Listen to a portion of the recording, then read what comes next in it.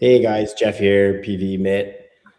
Some exciting stuff going on in the world again this week. Some things you guys know about, some things I'll throw at you guys and see what your reactions are a little bit. One thing that is crazy right now, nothing to do with real estate per se, but Ferrari just announced an EV vehicle, and that's been kind of on the Twitter headlines right now with Andrew Tate talking about it, and also in one of our newsletters we get, which is interesting. It's kind of this crossover because I think all these big companies know they're going to have to go to autonomous at one point. So they get this EV Ferrari. Everybody's calling it like a robo taxi. I don't know if you've seen pictures, or hopefully we can throw up a little quick picture on this YouTube video here. Maybe it's just the way the world's going. And I have another one. I bet you PV knows about this, but did you see the AP watch? The Swatch collab? Yeah, I did see that one. Swatch. And it's very interesting. And I actually started talking to AI a little bit, asking, great. Now I'm going back to Foundation Capital, but like, what else could we be collaborating with? Is it hockey card people, Pokemon people? Okay, perfect. Yeah. Obviously, AP collaborated with Swatch. They just got paid royalties to do like their designs, but Swatch handled it all, and it's to a lower demographic that's eventually going to grow up and they're going to buy AP watches. Possibly this is what's going on with the Ferrari right now too. The new generation is going to want these more economical type cars, not the engine combustion ones, excuse me, that we already are used to. And like obviously in the rental world, we won't talk about that the whole time, but like I've said on these streams before that robo taxis will be picking up our people. The robots will be driving the buses, and it's just very interesting. But to go back, it's like to the AP and the Swatch. It's like, what other collaborations are out there that would just bring the youth into investing in real estate? So somebody that's going to buy a Swatch is going to be like 15 to 20 or something right now, but then they're going to go buy an AP when they're 40. So it's like, there's the cash flow kids games and stuff like that they tried in the 80s with Rich Dad Poor Dad. But yeah, it's very interesting. It got me thinking, like, should I be doing giveaways of Pokemon cards, and then they see our brand? Mm-hmm. Yeah, just throwing it out there, seeing what you guys think about it. They're too busy gambling right now. I don't know if you guys saw the stats on that, but all the states have obviously legalized it quite a bit in America. Sports betting has gone through the roof. People are betting on poly market and things all the fucking time. So when you look at it, though, it's only 0.1% of people winning, who are using stats, data, whatever. Everyone else is gambling. Or are you talking pulling a card, like either a virtual card? Oh man, you can include that too if you want to talk about paying Pokemon streamers to pull out cards. They're doing that as well. Was it Whatnot got in trouble because they're calling that an online casino, but they're gambling on ripping cards? Cool. Yeah. So, it's interesting out there. Like what? Jeez, sorry guys. All good.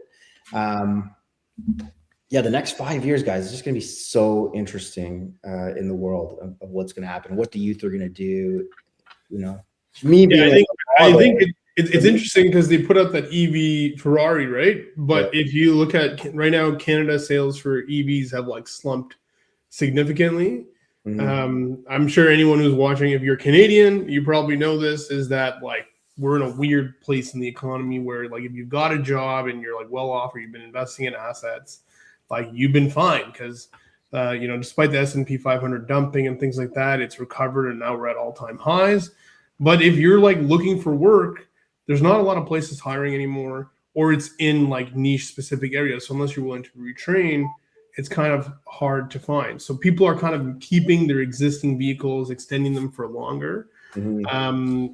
And as a result, auto manufacturers obviously taking a hit with the tariffs and the whole back and forth there, especially with Stellantis. I know it's impacted one of our investors, where he was been laid off with that whole plant, which I didn't think. I was thinking I'm on the CBC and whatever, and you see the news, but for one of our actual investors to get directly impacted, it was pretty, rough to kind of see.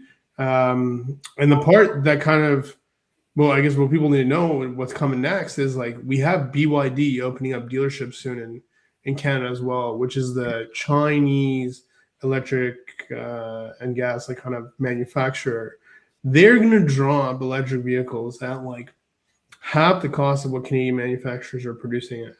So I guess from my perspective, like I only see this auto sector problem exasperating further, where like I'm sure BYD is going to do great. You know, the Chinese vehicles are going to sell through the roof. I'm sure there's there's definitely not going to be any privacy concerns of the car collecting data and sending it back to China. That's for sure. But but there's definitely going to be American cars and Canadian cars that are being manufactured here that are probably not going to move and will only continue to lead to more kind of layoffs. I don't know what you guys think. Yeah, just the crazy kind of cross promotions and yeah, they're luxury brands trying these things now. It's very interesting that they risk the entire brand to do it. Yeah.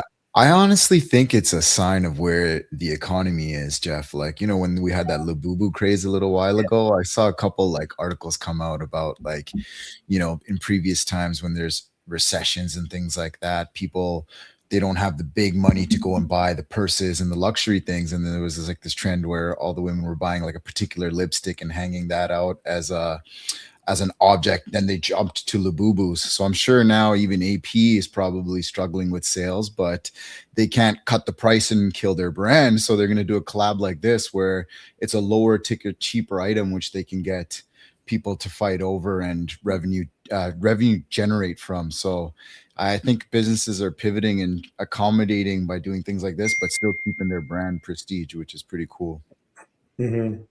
Yeah, it's like my kids are buying McDonald's all day long too, and they want the toys. And there's Stranger Things toys in there, and then there's the K-pop Demon Hunters in there. Yeah, it's McDonald's is selling their stupid chicken nuggets because there's those cards in there. Yeah. It's just great. The crossovers is awesome. I love those marketing. I love it. So it's like, yeah, we're really fascinated to where I don't see any other private REITs trying any other crossovers.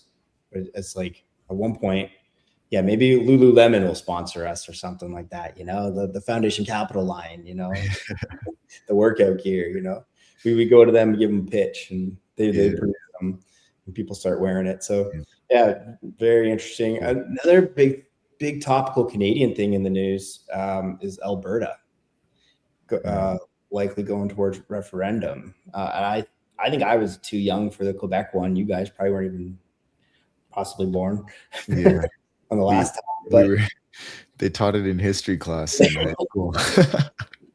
So yeah, it doesn't seem like the Prime Minister's too worried about it. And I think even if they go for it, it's not like it's an immediate annex right away. One of the things I would caution the Albertans, we still get your mountains as Canada. Those are Canada. They're national. So you think you're getting the mountains, you got to pay us to go into the mountains, right? So. I think it's interesting. It's fine and dandy right now while they have all the benefits of Canada. Say, okay, we're going to go off onto our own. But let's just argue, okay, now Alberta, you're independent, divided between Canada and the United States. Who do you think is going to collaborate quicker? Where's your port? Where's your access to stuff? You'll soon get cut off. Where's your food supply? Now, what are you going to do? Right now, they're obviously a net generator of income for the country. But I hope they can pipeline right to the States, I would assume. And then they're going to pray that never ends. Yeah, but now you have to defend the border on both sides. What are you going to do? And then they have to have their own Alberta military. And then now what's going to happen? Yeah. Taxes are going to go up to pay for this military. Mm-hmm. Now it's like it's just a fine and dandy little, maybe Alberta people watch us and you guys can comment. And I owned property in Alberta in 2012, 13, 14, even more. And I know it's a very oil swinging province. So when times are good, everyone has an ATV and an extra boat in their driveway, whatever. And then when the times are bad, they're selling all their toys pretty quickly in Alberta. So whereas Ontario just kind of chugs along. We've always said that in real estate too. So every time someone pitches us an Alberta deal, yeah, it's like, oh yeah, I've seen this every decade. It changes. So, yeah. Yeah. Yeah, no, I think covering on this. The fractionalization of like people and issues is the whole like real thing, right? Where we've obviously seen the protests in Montreal where they freaking were hanging it, like pretending to hang like a dead Jewish person by like I guess Palestinian or whatever protesters, which was like also insane, right? And it's like you're having some radical, crazy shit going on in Canada by like all these groups. And I guess, I think, frankly, I think some people are willing to allow that to happen because it takes away from focus on what companies, the government, etc., are doing as a distraction. So people focus on more social kind of day-to-day issues. So yeah, pretty crazy. I think, as us as being Canadians, I think people realize like we don't endorse like crazy freaking extremism. I don't think the case for anybody. I think for most Canadians and most people and those who we house, everyone just wants like a safe place to live, be able to interact with their communities, be able to eat, survive, do stuff without fear of issues. And you guys have traveled to the third world countries, and if anyone knows my background, has been to Afghanistan, for example, and seen the world is pretty bad and people live very poor. And when Canadians kind of complain about things, and we got immigrants coming here renting our apartments, not saying a bloody word, it's just a little bit of, you guys, the public listening to this, just has to know we're safe in Canada. Our police protect us. There's relatively no corruption compared to the third world. We don't have garbage on our streets everywhere, the way that those countries can be like. Well, then people argue, let's look at California then. Okay. Right? What's going on in California? The warm weather. Well, they migrate there, I guess. Was it Spencer Pratt or whatever came out and was saying about the homeless, the drug problem from Seattle? Saying it's not a homeless problem. Yeah, they don't even live in the state. They come from Seattle and elsewhere. Yeah. Seattle's always had their own problems. I mean, I think that's what he's saying. I'm sure there's some truth to it, but I know in Twitter they were going pretty crazy, being like, that's not the only case. Like, no, it's some are like actual folks. Sorry, go ahead. Yeah, like he's gonna go to the feds. He's gonna say, I want land to build affordable housing, and just put all the people that aren't on drugs, or because like in these affordable housing places, they gotta follow rules, and the druggies don't want to. They just want to be on the street doing drugs. So he wants those people arrested. That's a whole other can of worms. And I think obviously in the All In podcast and some other places, they've been talking about how more and more dollars keep getting allocated to this and they're not being resolved. And I think that it's the true reality of anything. You don't give the money to the government to try to solve the problem to then give to other organizations. You just need to incentivize private sector to hit goals and try to solve it. The people in the people in your community need to address your community to really like protect yourselves, right? I think you've seen it in Burlington recently. There's been a bunch of people getting their cars and houses broken into. So the folks in Burlington have actually come together, put in private security, and they're doing like the Night's Watch. And you're like, I love that. And I'm sure the police are like, don't do that. But 100%. Yeah. But it's tough, and obviously here's the reality, right, of all that is like the more people are not invested in assets, they're not being able to mitigate, getting let go or the bad times, they're relying on income that is continually escaping them.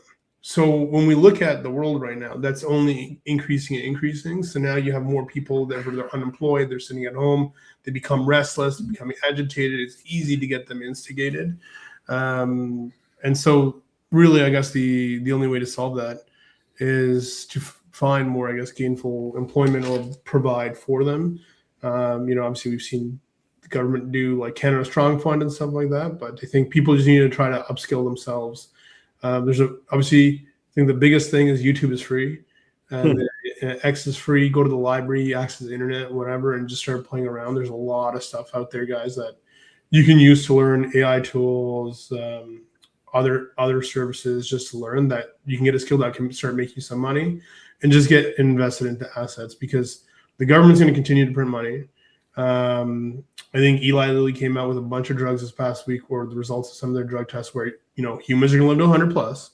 So guess what? That wealth gap is only going to increase further and further. It's not like suddenly the person who's, on ODSP and government supplements is suddenly by living to 100 is going to improve their life.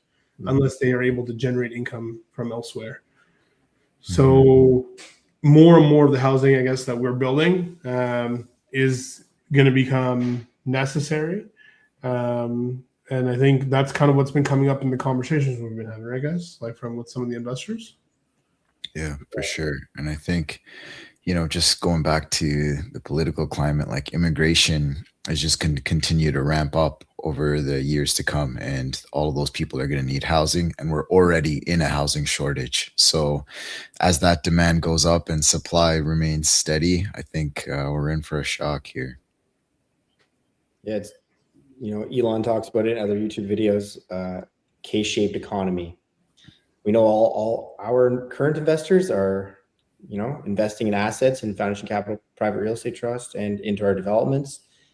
They're going to do fine. It's everybody that's kind of on the fence right now. It's like that wealth gap is going to be insane. The 1% is just going to be making all the money, and everyone else is going to be below the middle class, living off the government. So you got the next few years right now to own assets, in my opinion. So, and it's like Elon puts it out today, you're gonna live to 100. Yeah, the AI agents are coming for your jobs, right? If you're an office worker or somebody like that, like you're screwed. Like you're a business owner who's got in IT consulting services and things like that. People are building agent swarms and things like that to start building solutions. It's not there yet right now, but the writing's on the wall. So you got to kind of get prepared.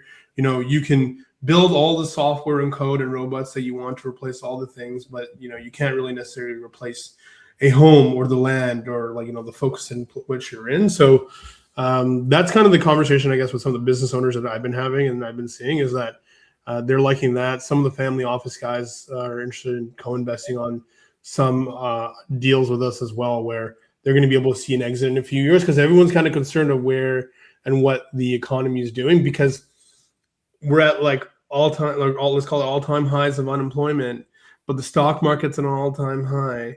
And should they be dumping? Micron Technologies has jumped fucking 10x, sorry for my language, since last year.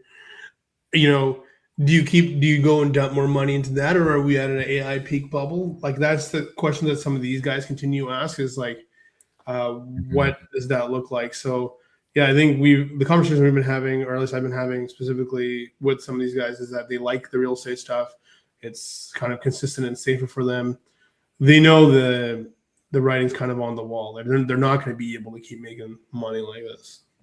Yeah, we're talking to a couple of family offices right now, but if you guys know any other family offices that we should be talking to, be sure to send it our way. Yeah. So what's next on everyone's plate for the week? What are you up to, Jeff? Just end of the month, rent collection and move-ins, move-outs.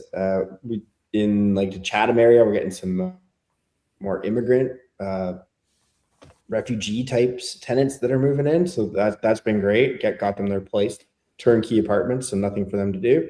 Just move their family in, and they're liking that. And London, Ontario remains hot. There's no vacancy here. As soon as I have it renovated, it's rented. So even on most of our products, actually all renovated in London. So even if a turnover, get the next one rented right away as well. So pretty good. But June 1 is interesting. Usually May 1st is more of a hotter renter day because that's when the students are moving in and out. And June 1 is a little bit of a dead man zone, but there's stuff to do. And then we're applying for minor variance permits on apartments that we want to split into 2 units, for example. So we're doing that right now. And we're dealing with the contractors, dealing with all the tenants, and negotiating with real estate agents to try to find foundation capital new deals out there, and getting very creative in the how we're doing it. So I don't know if we want to spill the beans on that, but working away to push us to the next level. And then on the development side, on my end, I'm looking to secure the development 3 site. So that's kind of what I got day to day. Nice. 5 kids and soccer, baseball, and everything else. And it's funny, the only reason I mentioned this is we mentioned this on one of the streams. Do we kind of want to announce who's joined our team? Oh, you made it to 19 minutes in this stream. Know, right? We'll give you the freebie announcement, and then you can wait for the YouTube. Sure. All right, drum roll. Yes.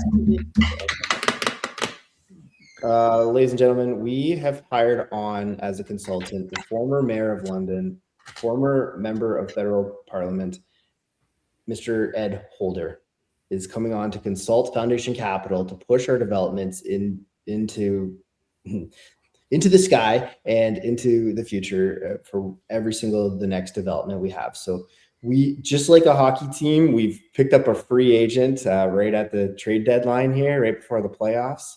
And Ed Holder is joining our team and consulting us. He knows the municipalities. He knows who to talk to.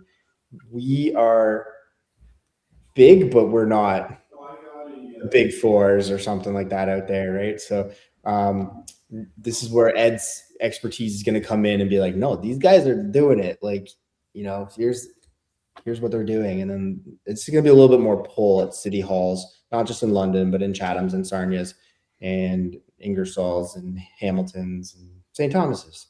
So for sure. Yeah, it's exciting. Anytime you have a former mayor and a person with that kind of pull and ability to help us navigate, it's a huge asset, especially trying to accomplish what we're trying to do, bringing in those housing units and putting these towers up. It's something we're all very excited about. Yeah, I think especially as he joined as an advisor, especially hearing our journey, hearing what we're looking to accomplish as a mission within the city of London, and especially as what he's seen as a federal minister across the board. It's exciting. It's a great future on that front. So Jeff, thanks for sharing that announcement with everyone. PB, what's kind of on your plate? What have you been up to? Yeah, I've been playing with a lot of different stuff on the marketing front to help push Foundation Capital's message out there a bit more. Like, obviously, we've been talking about the development fund. We recently announced our affordable housing fund as well. So trying to get more messaging out there to get people to understand what each fund does, what the unique opportunity is, how you can have an impact by investing in both of them. The development fund, you're still providing affordable housing units and deeply affordable. But if you're an NPO or an organization or even an individual retail investor who is okay with a slightly lower return, but you're making an impact investment, these are opportunities for you. So there's a lot of pieces there where, we as the finance brained guys understand it. We look at the numbers and we're like, oh, cool, we get it. But getting people to understand it in more simple and digestible terms is a bit of a challenge. So just working on different types of materials to get that across, maybe landing pages, videos, things like that, in order to do that. And on that note, if you guys do have an NPO or a charitable organization or foundation that we should connect with that is interested in providing affordable housing units, definitely shoot us an introduction and we'd be happy to chat with them. Awesome. Yeah, I think the big thing is we have a number of things on the go, but it just kind of works across our platform. That's pretty much where our area of focus is. We know that in the market as a whole, there's a huge lack of housing for the area that we address, which is the 1,500 and kind of below folks. The guys who are, making 50K, 60K and under, which is a good majority of Canadians. And I think you've been doing a great job with the market materials. I know a lot of the folks have been watching along for the newsletters. I think we're going to hopefully get out some more video content and that stuff. I think one thing that we've all been doing across the board as well is we've been having a lot of meetings in person with a lot of the business owners, with some of the family office folks, getting kind of feedback and understanding from where they're at in the market. It's obviously been a slower pace because you've had a lot of REITs and folks out there who gated redemptions. They haven't necessarily made their returns. And as an industry, that just impacts everybody and comes back as well. It's been great for them to see that with the newsletters that we've been putting out, the transparent communication, they're able to see how we're generating those returns, how we're consistently executing stuff. So it's been pretty cool that we, look out for some new news. If we do make some larger investments, we might be getting into some much larger apartment buildings with some of these family offices for the REIT. And like Jeff said, he is on the roll for Development Fund 3. We're trying to take advantage of the opportunity that, there's 4 families that control a lot of the buildings being built in London, Ontario, and they typically don't sell them to third-party markets. We've done the analysis to show that there's over 15 REITs and it's called larger private investors who are actively looking for freshly built apartment buildings, specifically in like London, Ontario market. And that's who we're looking to basically build some of this inventory for. So that's been pretty exciting. Kind of talking a little bit of that, going through our strategy with folks. Always good to touch base with some old colleagues who are not in the real estate space. And they're always like, this shouldn't this already be solved? You're like, yeah, you would think so. But as we all know, there's a bunch of red tape and back and forth and trying to have to make the numbers work as well, right? For sure. And on that note of that red tape, that's why it helps to have a Ed Holder on your team. Exactly. Big pickup. So I can post on Instagram now? Yeah, you can post on Instagram now. Wow. All right, guys. Thanks so much for joining us on this week. It's a little bit longer, a little bit through the place. If you guys like this format, comment below. If you guys have any questions for us, whether it's in regards to our REIT, our development fund, or the affordable housing fund, or how we're seeing the market across the board in Ontario for multifamily real estate, give us a shout. Amazing. All right. See you guys next week.